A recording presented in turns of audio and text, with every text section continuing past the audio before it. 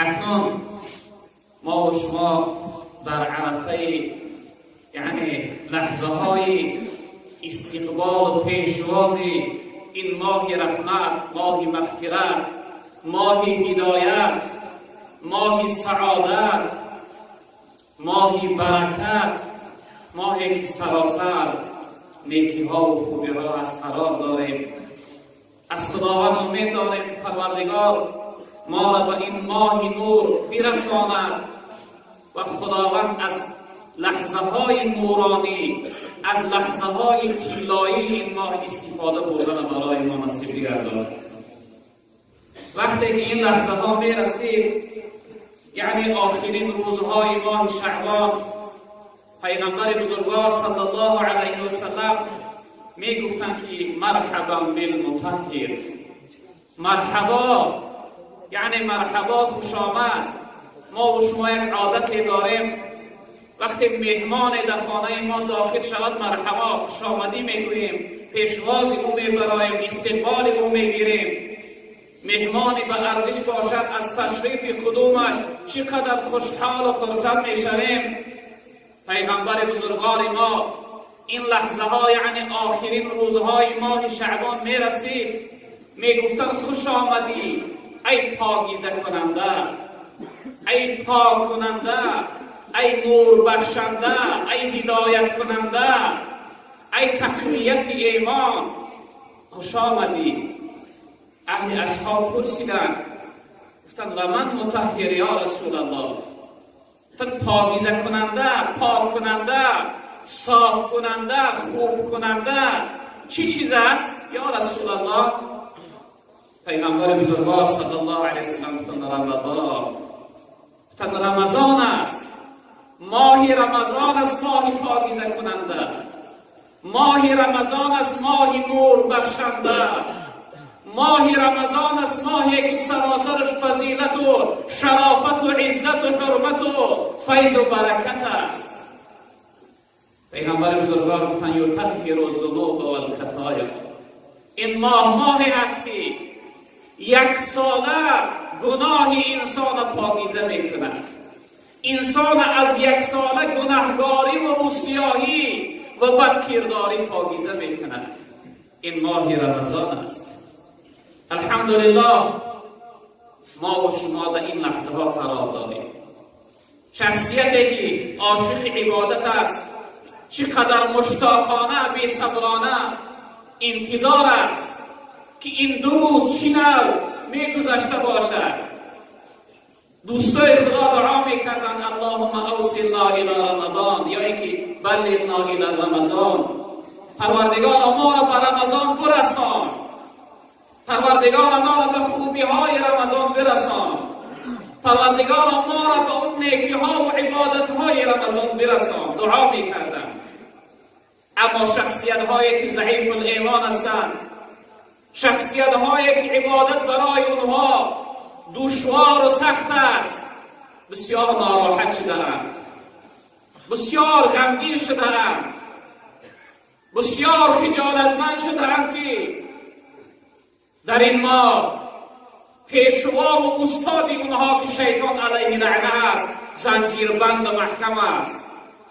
این ماه عبادت است، اونها خیره بی خود و ناراحت هستند. اما شخصیت هایی که مؤمن هستند، شخصیت هایی که عاشق الله، عاشق عبادت الله هستند، چقدر راحت هستند، خوشحال هستند. آب زنید راه را زان که نگار میرسد، مژده دهید باغ را بوی بهار میرسد. بوی عبادت، بوی جنت، بوی رضای الله، بوی مغفرت و بخشش گناه، بوی آزاد شدن از جهنم و قهر و عذاب الهی این لحظه در دماغ عبادتگرها میرسد.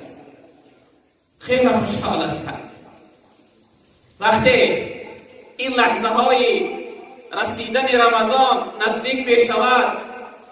از جانب خداوند ملائکه های ندا می کردند یا طالب الخیر اقبل، و یا باقی الشر اقصر. ای شخصیتی که خوبی میخواهی، عبادت میخواهی، فضیلت میخواهی، سعادت میخواهی، بخششی گناه میخواهی، جنت میخواهی، رضای الله میخواهی، نجات از رنج و مشقت دنیا و آخرت میخواهی، قبول کن، پیشواز بگیر، استغفار برا که ماهی خوبی ها، ماهی نیکی ها، ماهی بخشش و هدایت برای شما میرسید. و شخصیتی که در راه گناه هستی، در راه معصیت هستی، در راه نافرمانبرداری هستی، گناه ترک کن، از راه گناه باز ایست، چون که راه گناه آخرش جهنم و دوزخ است. درهای دوزخ محکم هستند در این ماه. اون راهی که رفته ساده‌ای به مقصد نمیرسی، اون راه معصیت و گناه آخرش دوزخ است. با پسی در میروی اما درش محکم است. در این ماه داخل شده نمیتوانی. وقتی که پیغمبر بزرگوار گفتند وقتی یکمین بیگه رمضان میرسد خداوند تمام درهای جنت کشاده میگرداند و تمام درهای دوزخ محکم میکند و شیطانها را زنجیربند میگرداند. شیطانها را میگوید در این ماه وسواس و فریب و ضرر دادن شما برای بنده های من معنی حرام است، حق نداره. ماهی ماتم و مصیبت شیطان میرسد. والله قسم در این ماه قامت شیطان میشکند، چون که شیطان دوام 1 سال بنده های خدا را از خدا دور گردانده بود، بنده های خدا را به خدا قهری انداخته بود، بنده های خدا را یعنی به سوی جهنم و دوزخ و در آمدن دوزخ کشانده بود. اما در این ماه به سبب عبادت و بندگی این ماه دوباره خداوند اون بنده ها را مغفرت و یعنی گناهاشون میبخشد. این ماه نور است برادران عزیز بزرگوار. خیلی باید شاد باشیم. عزیزای خدا میفرمایند خوشحال بودن، شاد بودن برای رسیدن رمضان این نشانه کمال ایمان است. مؤمن کامل، مؤمن حقیقی چقدر خوشحال و خرسند می شود که ماه نور، ماه عبادت و بندگی می رسد. اما انسانی که ایمان ضعیف دارد، ایمان بی‌قدر و بی‌ارزش دارد، ایمانش ایمان حقیقی نیست، او شخصیت بسیار ناراحت می شود، بسیار غمگین می شود. حضرت سلمان فارس رضی الله تعالی عنه می فرمایند که وقتی آخرین روزهای شعبان بود، پیغمبر بزرگوار برای ما خطبه می خواند. شاید مثل این لحظه ما بر این خطبه جمعه بود.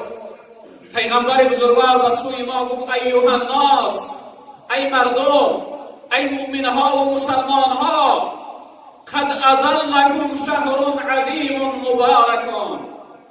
به تحقیق تشریف آورد، سایه افکن، رسید برای شما ماهی بزرگ، ماهی مبارک.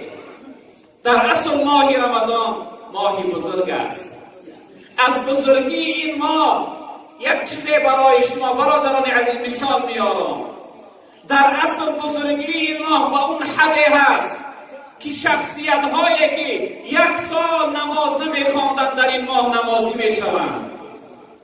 این بزرگی این ماه هست که انسانی که 1 ماه سر او سجده الهی را ندیده بود در این ماه خجالتمند، شرمالود غسل میکنه، طهارت میکنه، لباسهاش نمازی میکنه، و سوی مسجد میآید. سبحان الله.